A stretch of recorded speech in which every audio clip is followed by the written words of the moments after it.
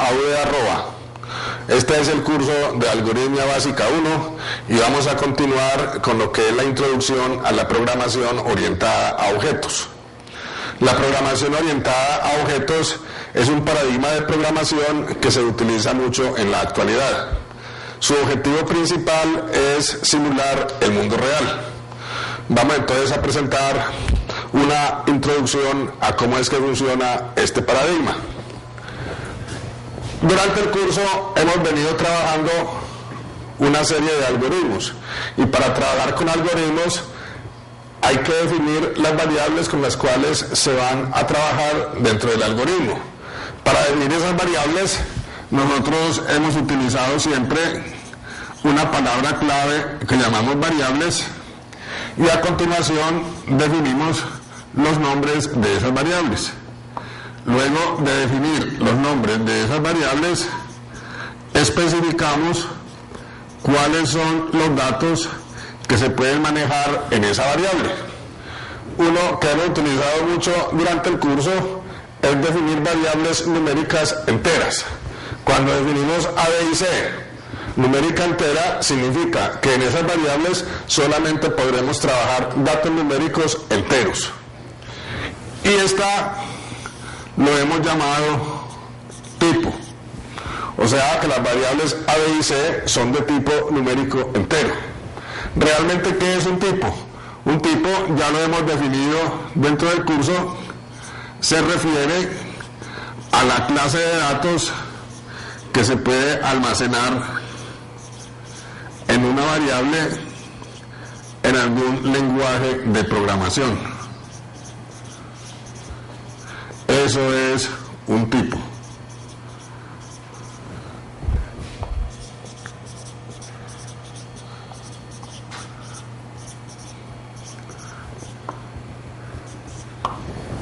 Fijémonos aquí que utilizamos la palabra clase. Aquí la clase pues serán numéricos enteros. Estas variables A, B y C, por el hecho de haberlas definido de tipo numérico entero, o mejor de la clase numérica entera, significa que tienen asociadas ciertas operaciones. Las operaciones básicas son suma, resta, multiplicación y división. O sea que dentro de nuestro programa perfectamente podrá aparecer la instrucción A se le asigna B más C. Cuando utilizamos el operador más, internamente lo que la máquina hace es que ejecuta un programa de suma. Y ese programa de suma que se ejecuta es transparente para el desarrollador del algoritmo. Estas clases, digamos lo que son numéricas enteras, numéricas reales, pues son unas clases primitivas que las proveen los lenguajes de programación. Vamos nosotros a ocuparnos de definir unas clases más complejas, digámoslo así. Vamos a colocar como ejemplo, vamos a definir una clase que vamos a llamarla la clase vector. Dentro de nuestro curso, pues ya hemos trabajado con vectores, hemos visto que son arreglos de una dimensión. Y cuando nosotros definimos un arreglo de una dimensión, nosotros utilizamos también nuestra palabra clave variables y digamos que V es una variable que me va a representar un arreglo de una dimensión.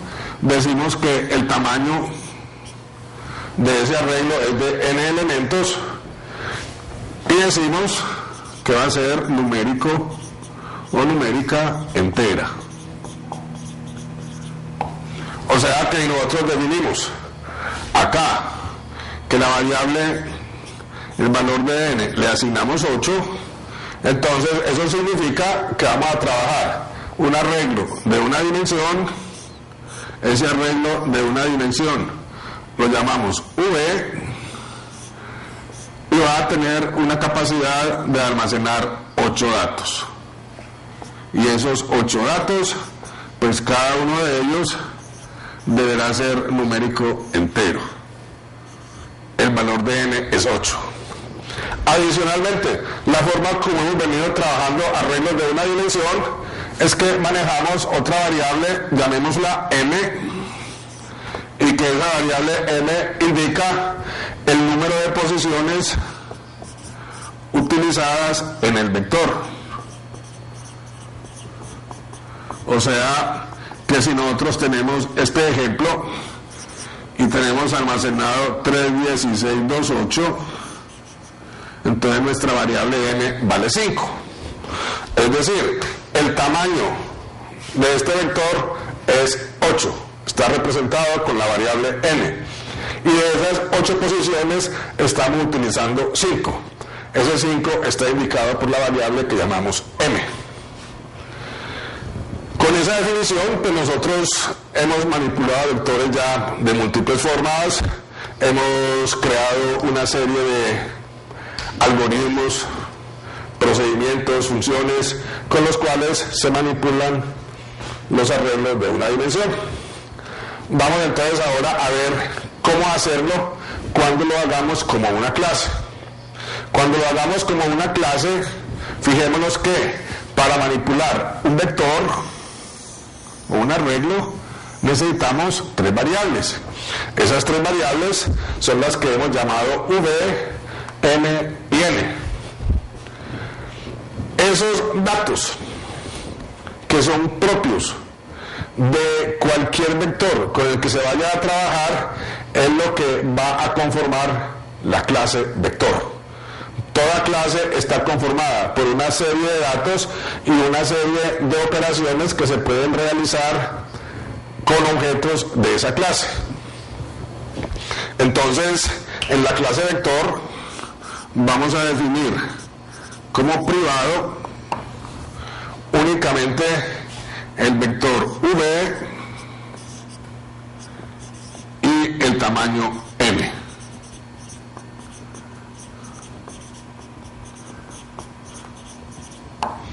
Veamos una cosa muy importante en este punto.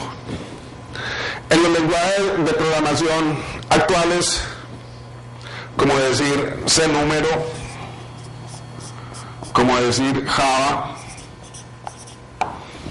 cuando se definen arreglos de una dimensión, tienen la particularidad de que si usted define el vector de n elementos, los subíndices, las posiciones que se van a utilizar, se manejan desde la posición 0 hasta la posición n-1. O sea, que en C y en Java, si nosotros definimos un vector de 8 elementos, entonces él automáticamente genera el arreglo de una dimensión que va a tener pues la capacidad de almacenar 8 datos. La diferencia está en que los subíndices se manejan desde 0 hasta n-1. Y eso, pues en algunas situaciones, digamos que genera algunas complicaciones a la hora de elaborar algoritmos. Más aún en nuestro caso, que durante el curso hemos trabajado siempre los arreglos de una dimensión desde la posición 1 hasta la posición n. Entonces, para no entrar, digamos, en dificultades adicionales que esto puede presentar, cuando nosotros definamos la clase vector, vamos a crear el arreglo, lo vamos a crear de n más 1 elementos. O sea, el arreglo v se creará con capacidad n más 1. Eso significa que los subíndices variarán, entonces las posiciones serán desde 0 hasta n. La posición 0 del vector le vamos a dar una utilización específica. Esa utilización que le vamos a dar es la correspondiente a la variable m que utilizamos anteriormente. O sea, en la posición 0 del arreglo V, vamos a trabajar el número de posiciones que se ocupan en el vector. Y para manipular los datos del vector, entonces lo haremos desde la posición 1 hasta la posición n, puesto que el arreglo lo hemos definido con n más 1 elementos. Estos datos que son propios de los objetos de esa clase, en el contexto de lo que es la programación orientada a objetos, recibe el nombre de atributos. O sea, los atributos correspondientes a objetos de la clase vector son el arreglo V y el tamaño del arreglo, que es n. Después de que hemos definido cuáles son los atributos que van a corresponder a los objetos de una clase, pasamos a definir las operaciones. Las operaciones en general son públicas, o sea, aquí vamos a tener operaciones que se pueden efectuar con objetos de la clase que se está definiendo.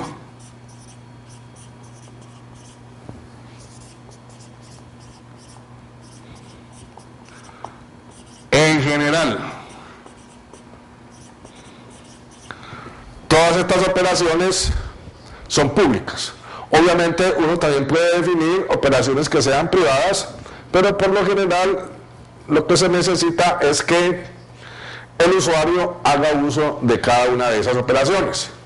Esas operaciones, los algoritmos correspondientes a cada operación, reciben en el contexto de la programación orientada a objeto, reciben el nombre de métodos. O sea que para definir una clase se requiere definir los atributos, que los atributos en general se definen privados. Y se definen las operaciones que se pueden efectuar con objetos de esa clase. Esas operaciones por lo general son todas públicas y reciben el nombre de métodos. Realmente los métodos pues son subprogramas, tal cual como los hemos venido trabajando. Lo que pasa es que están asociados a los objetos de esa clase.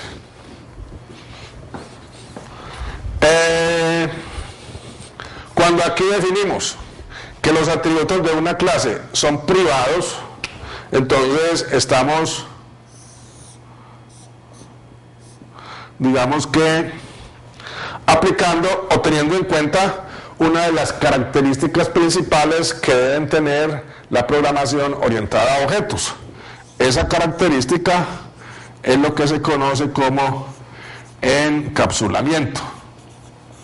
Encapsulamiento se refiere a los atributos privados definidos para una clase.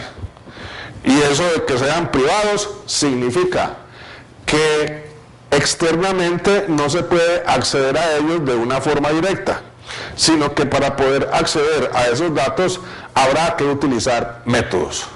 Eso es lo que significa el encapsulamiento. Definir atributos privados y que el acceso a esos atributos se haga siempre a través de métodos. Entonces, con base en eso que tenemos o que hemos presentado hasta aquí, vamos a definir nuestra clase vector. Vamos a definirla, digamos, con las operaciones básicas. Inicialmente uno, pues, más o menos conoce cuáles son las operaciones que se deben efectuar con los objetos de una clase.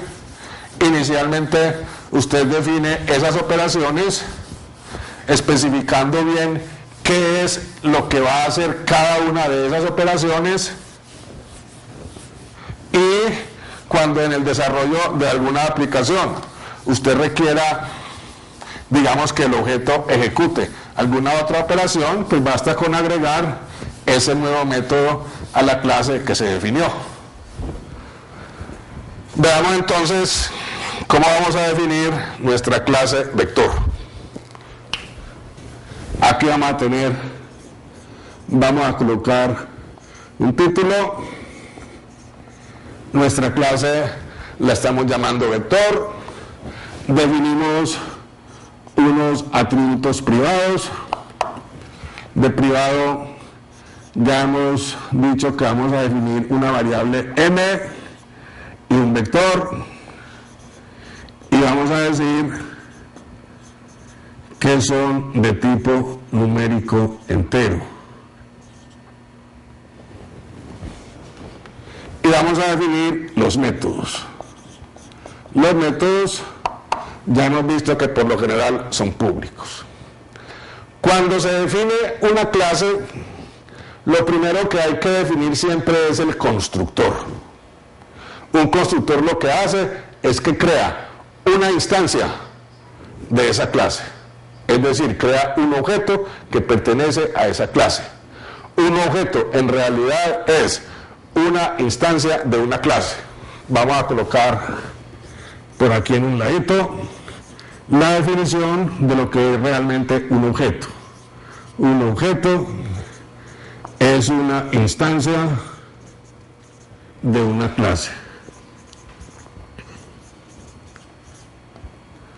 Un objeto siempre hay que crearlo.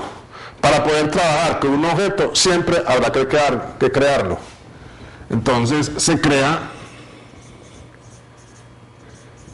con el constructor. El constructor es un algoritmo que generalmente, mejor dicho, siempre tiene el nombre de la clase. Nuestra clase la hemos llamado vector. Vamos a definir el constructor. El constructor también se llama vector. Y el constructor tiene un parámetro.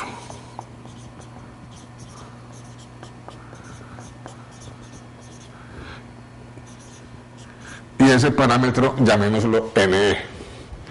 Este es el constructor.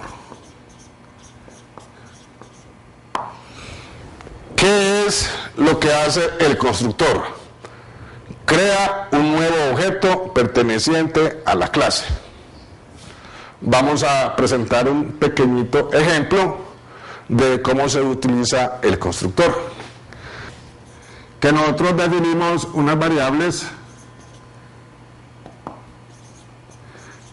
Esas variables las llamamos A, B y C. Y vamos a decir que esas variables pertenecen a la clase vector. Entonces, en el desarrollo de nuestro algoritmo, cuando nosotros queramos construir un objeto de la clase vector, vamos a hacerlo de esta forma. Vamos a decirle A, le asigna nuevo vector y digamos que sea de 8 elementos. Cuando ejecutemos esta instrucción, el resultado de ejecutar esta instrucción es que se crea un objeto de la clase vector. Ese objeto de la clase vector se llama A. Ese objeto de la clase vector, el atributo privado m valdrá 8, que fue lo que enviamos como parámetro. Y se construye un arreglo de una dimensión que va a tener subíndices desde 0 hasta 8. O sea, 0, 1, 2, 3, 4, 5, 6, 7 y 8. En la posición 0. En la posición 0 vamos a tener un 0, indicando que de las 8 posiciones no se está utilizando ninguna. Y digamos que para nuestro ejemplo, que solamente estamos definiendo datos numéricos enteros, pues todas las posiciones del vector también las inicializamos en 0. Esto que tenemos acá es el resultado de ejecutar esta instrucción. A A le asigna un nuevo vector con un tamaño de 8. Cuando escribamos la instrucción, a B le asigna nuevo vector, digamos de 5, entonces el resultado de ejecutar esa instrucción es que tenemos un objeto de la clase vector que estamos llamando B. Ese objeto de la clase vector pues tendrá su atributo privado n, que vale 5, y se crea el arreglo de una dimensión, el cual tendrá los subíndices desde 0 hasta 5.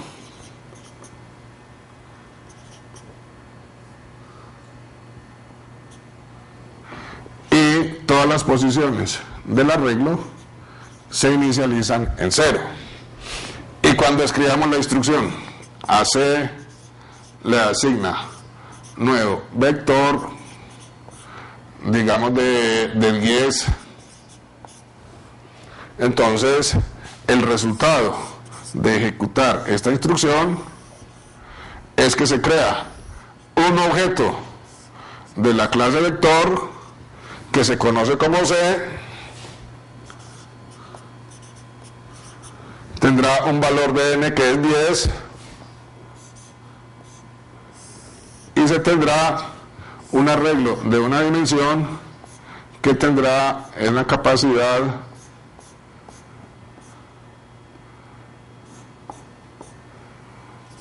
de 10 elementos.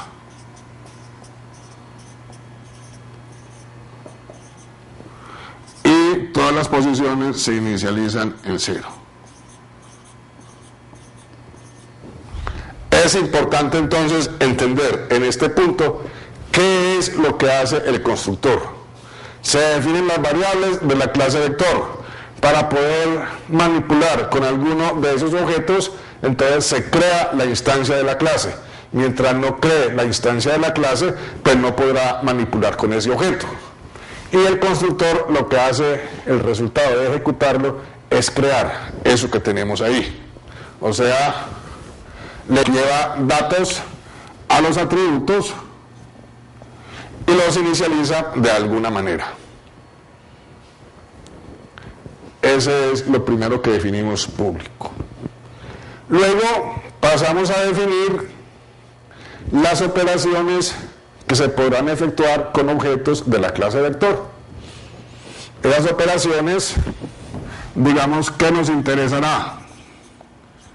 Nos interesará conocer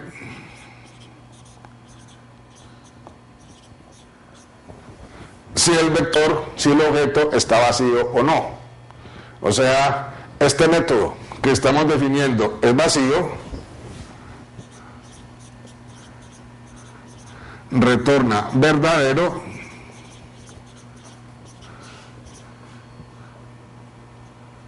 si el vector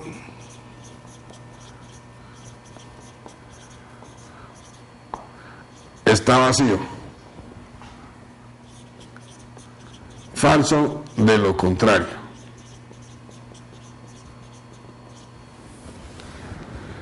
¿Qué más nos interesará poder efectuar con objetos de la clase vector?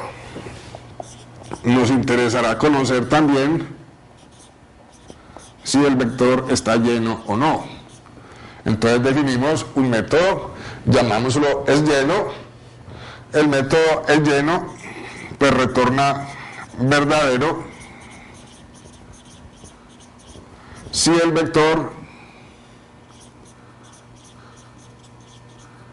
está lleno. Falso de lo contrario.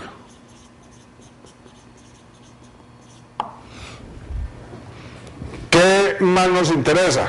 Nos interesará conocer cuál es el tamaño del vector que se está definiendo. Entonces, para ello, definimos otro método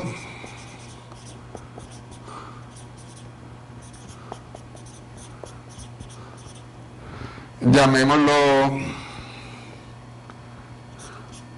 tamaño No le damos tamaño, démoslo más bien retorne capacidad. Entonces, este método que estamos llamando retorne capacidad retorna el valor de n.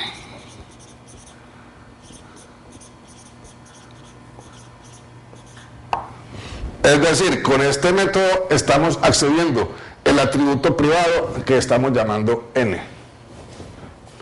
Nos interesará saber cuántas posiciones del vector están siendo ocupadas.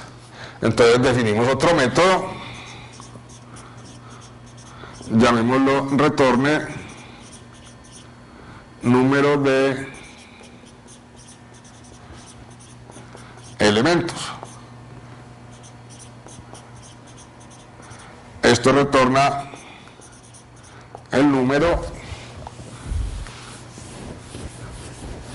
de posiciones utilizadas.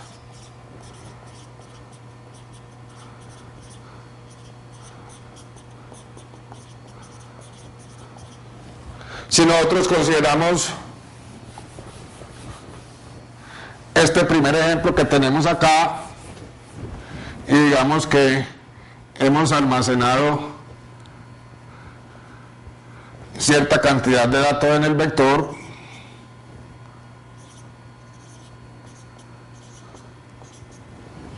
entonces cuando ejecutemos el método retorno el número de elementos, lo que se obtiene es 5. O sea, vamos a acceder, vamos a conocer el dato que está almacenado en la posición 0 del arreglo V. Si nosotros hacemos uso del método retorne capacidad, entonces el valor que obtendremos será 8. O sea que si nosotros por aquí tenemos un ejemplito, digamos que tenemos la instrucción AB, asígnele A punto es vacío, entonces B quedará en falso. Si nosotros decimos AB, asígnele A punto es lleno,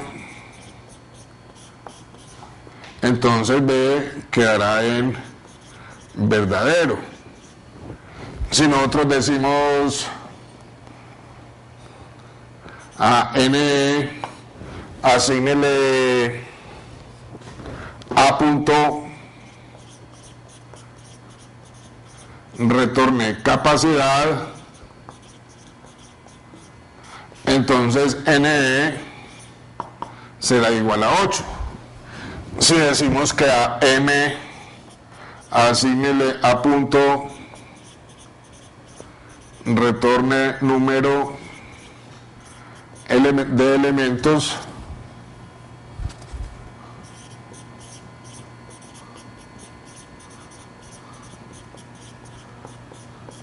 entonces M será igual a 5. Ahí hemos definido estos 4 métodos y vemos cuál es el resultado de ejecutar cada uno de esos métodos para este objeto A que tenemos definido aquí y mostrado como ejemplo.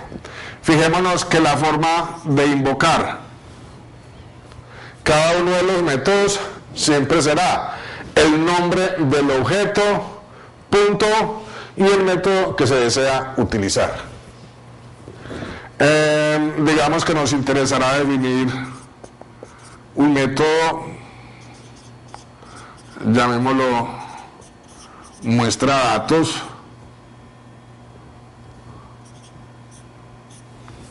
entonces lo que hace es que escribe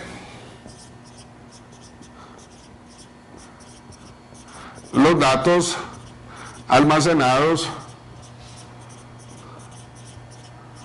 en el vector. O sea que si nosotros ejecutamos aquí la instrucción A punto muestra datos, entonces el resultado será que escribe 62754. Eso es lo que hace el método que estamos llamando muestra datos. ¿Qué nos interesará también? Nos interesará, digamos, llevar más datos al vector. O sea, definimos un método void agregar, de aquí mandamos un dato,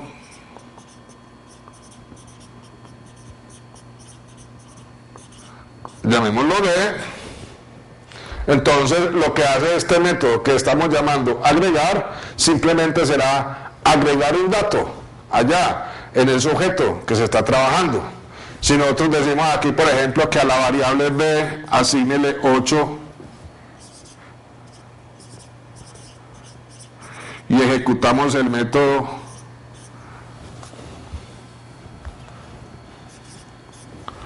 agregar, o sea, el objeto A invoca el método agregar y le estamos enviando como parámetro D, el valor almacenado en D es 8, entonces el resultado de ejecutar este método será que en la posición 6 se almacena un 8 y en la posición 0 pues ya quedará valiendo 6. O sea, de las 8 posiciones que hay en el vector, pues ya se están utilizando 6 y hemos ejecutado agregar. Digamos que definamos otro método, llamémoslo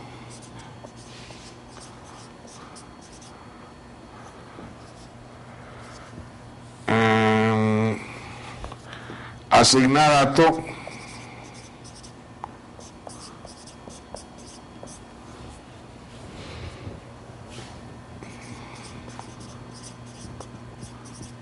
le especificamos cuál es el dato que hay que asignar y especificamos en cuál posición hay que asignar ese dato. O sea, digamos aquí numérica entera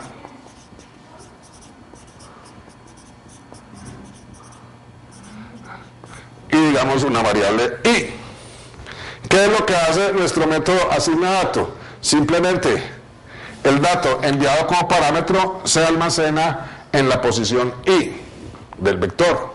O sea que si nosotros decimos aquí que el objeto A invoca el método asigna dato y le enviamos D,3, el valor de D es 8, estamos diciendo que lo almacene en la posición 3, el resultado de ejecutar esa instrucción es que en la posición 3 ya va a quedar un 8.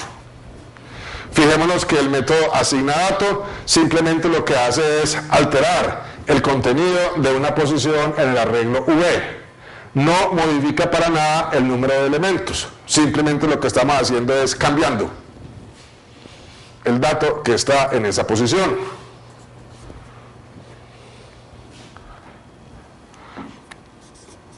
Digamos que nos interesará también conocer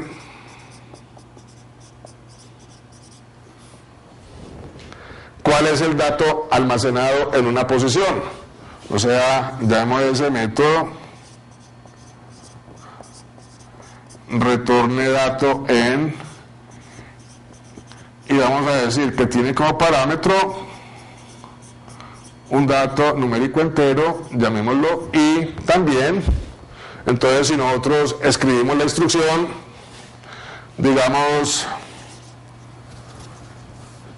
a D asígnele a punto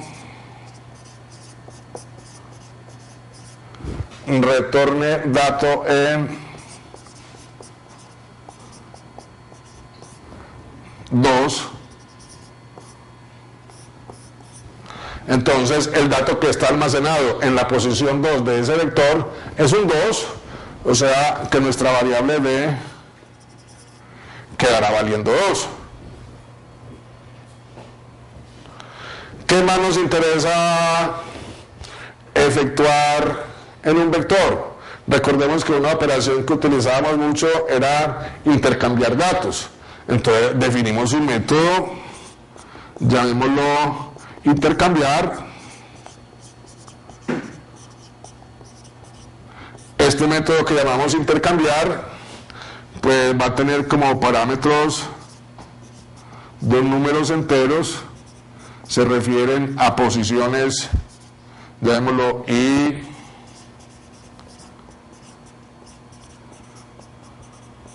numérica entero J. Entonces, si nosotros escribimos la instrucción A punto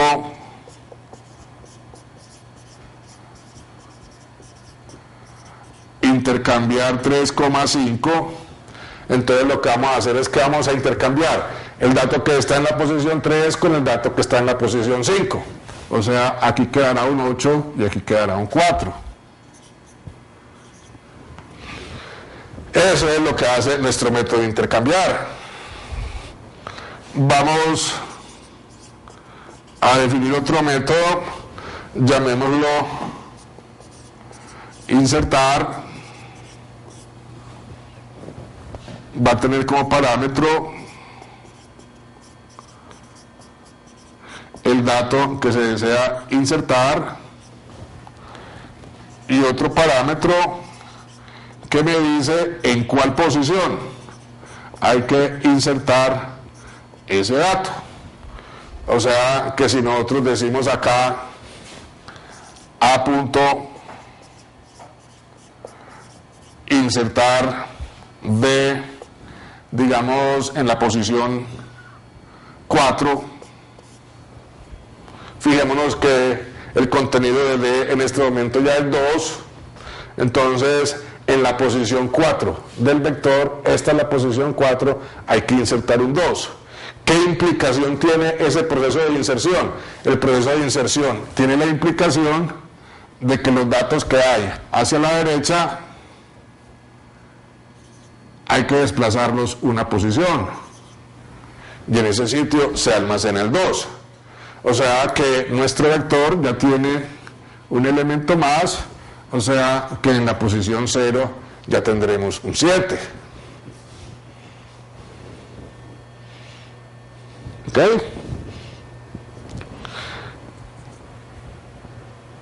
Vamos a definir otro método, llamémoslo ordena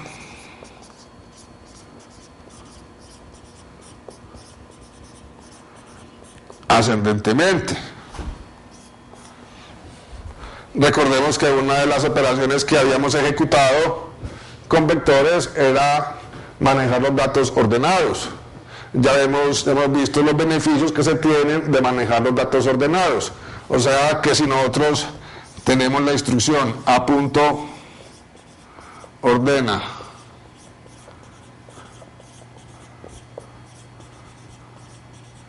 ascendentemente, entonces ¿cómo quedará nuestro vector? Aquí tenemos 2, 2, 4, 6, 5, 8, 8.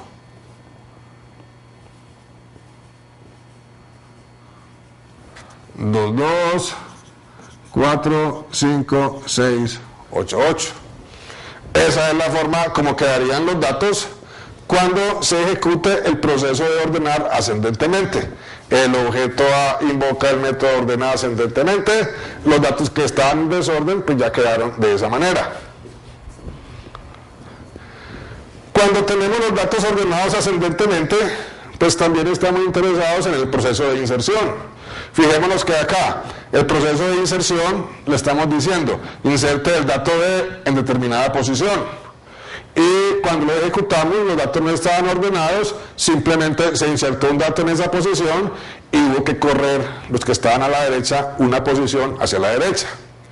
Cuando los datos se están manejando en forma ordenada, para poder realizar el proceso de inserción, pues habrá que determinar en cuál posición hay que insertar el dato, con el fin de que los datos permanezcan en forma ordenada. O sea que vamos a definir otro método, también va a retornar un dato numérico entero, y el método vamos a llamarlo busca dónde insertar, y va a tener como parámetro un dato numérico.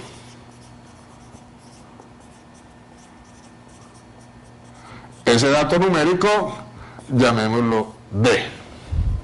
Entonces, si nosotros decimos acá, ahí asígnele a punto busca dónde insertar el 3, entonces si nosotros queremos insertar el número 3 en este vector que tenemos y queremos que los datos permanezcan ordenados ascendentemente, fijémonos que el 3 debe quedar en esta posición, o sea, el 3 debe quedar en la posición 3, o sea, que cuando ejecutemos este método, la variable i quedará valiendo 3, y después de que hemos identificado de que la variable i queda valiendo 3, entonces podemos decir nuevamente a punto insertar, vamos a decirle que inserte el 3 en la posición 3 del vector. Recordemos que insertar es un dato y la posición, o sea que aquí el proceso para insertar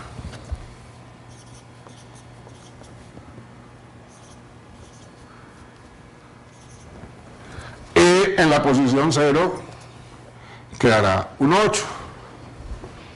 Si en este momento nosotros escribimos la instrucción AB asígnele a punto el lleno, entonces B quedará valiendo verdadero.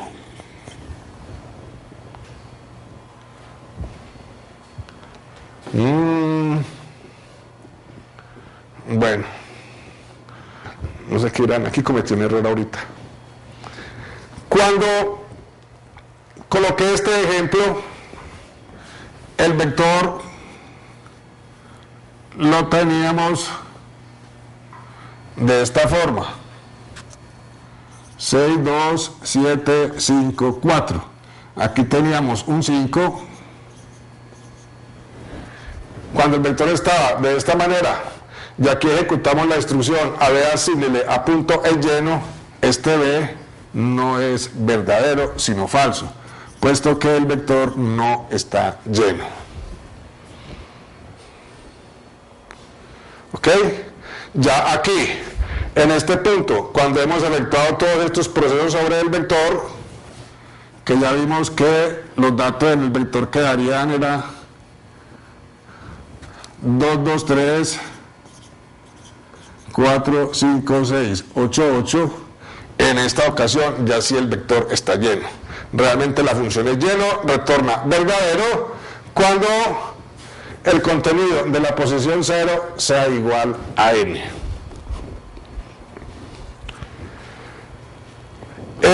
Fijémonos acá que nosotros hemos definido un método que llamamos insertar, y que ese método que llamamos insertar tiene dos parámetros: el dato que se desea insertar y la posición en la cual hay que insertar ese dato. O sea que cuando los datos en el vector se encuentren ordenados en forma ascendente, el proceso a seguir es: primero se busca dónde insertar y luego hacemos uso del método insertar. Sin embargo, podemos definir también otro método que llamamos también insertar, y solamente enviamos el dato.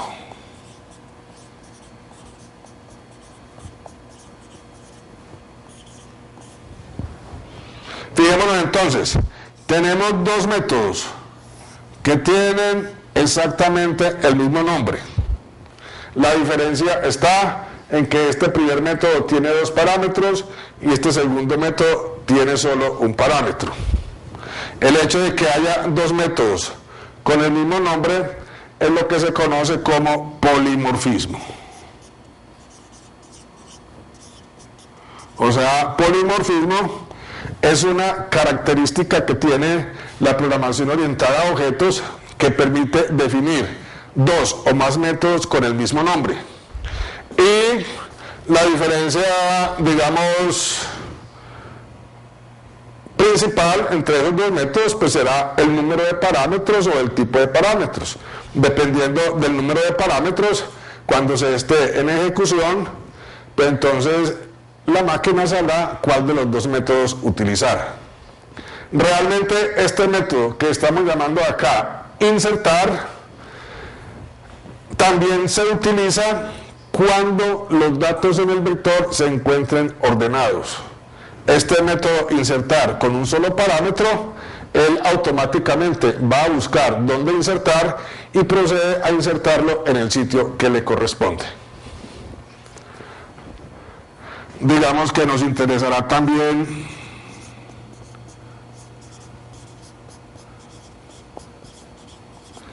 determinar en qué posición se halla un dato. O sea,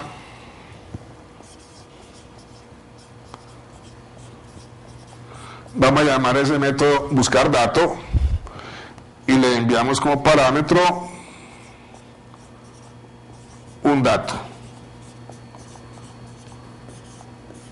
¿Qué es lo que hace este método? Este método busca el dato en el vector.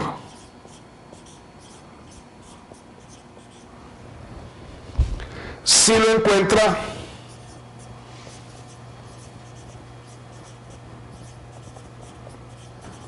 retorna la posición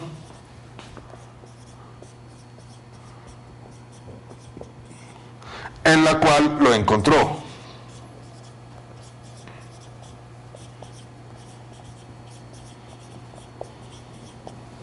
De lo contrario,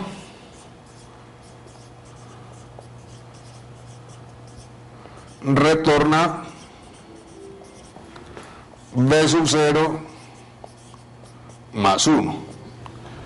O sea, si nosotros, para el ejemplo que tenemos acá, decimos a J, asígnele a punto, buscar dato,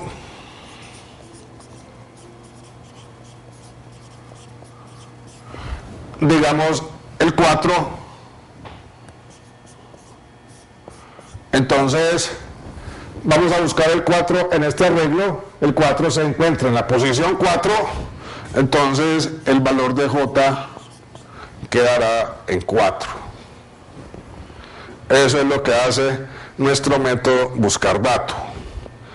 Y definamos un último método, llamémoslo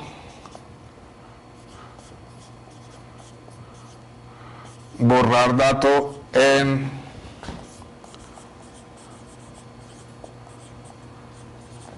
numérica entera, digamos aquí una variable i.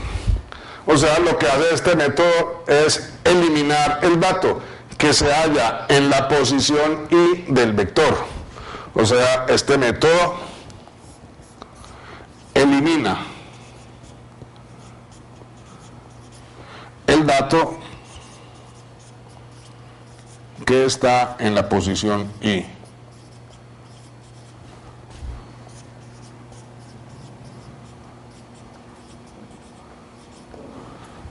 Del vector. O sea que nosotros decimos aquí a punto borrar dato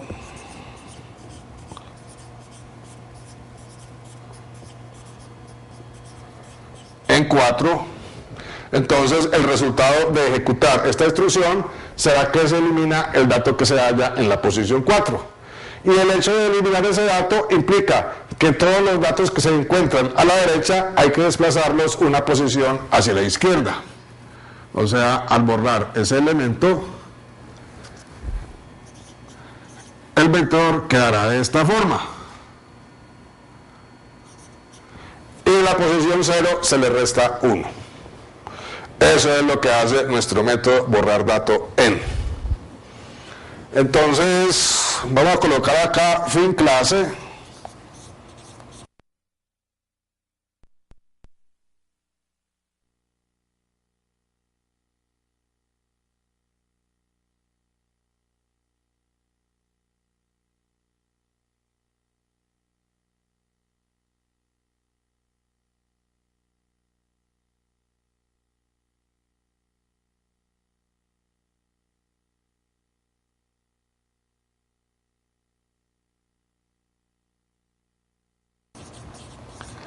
Aquí lo que hemos hecho es definir un prototipo de la clase vector. Simplemente hemos definido cuáles son los atributos de esa clase, hemos definido el constructor, hemos explicado qué es lo que hace el constructor y hemos definido una serie de operaciones que se pueden ejecutar con objetos de la clase vector. Y aquí, en este punto, lo que más nos interesa es conocer qué es lo que hace cada una de las clases, cada uno, perdón, de los métodos. Si nosotros tenemos claro qué es lo que hace cada uno de los métodos, entonces los podremos utilizar. En este punto, a nosotros no debemos preocuparnos de cómo es que funciona cada uno de esos métodos. No, lo que nos interesa es qué hace. Sabiendo qué hacen, simplemente los utilizamos. Esa es una de las grandes ventajas que se tiene con trabajar la programación orientada a objetos. En el próximo módulo nos vamos a ocupar de cómo es que funciona cada uno de estos métodos que hemos definido. Muchas gracias.